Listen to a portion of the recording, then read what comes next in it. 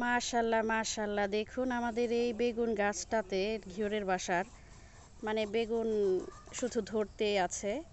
তো আজকে বিলের মাছ রান্না করব এই বেগুন দিয়ে, তাই ছিঁড়ে নিচ্ছি। তিনটার মতো দেখা যাচ্ছে, দুইটা হলো না। এই যে আর একটা, তো তিনটার মতো পাওয়া গেছে, দেখি। এই যে তিনটার মতো পাওয়া গেছে।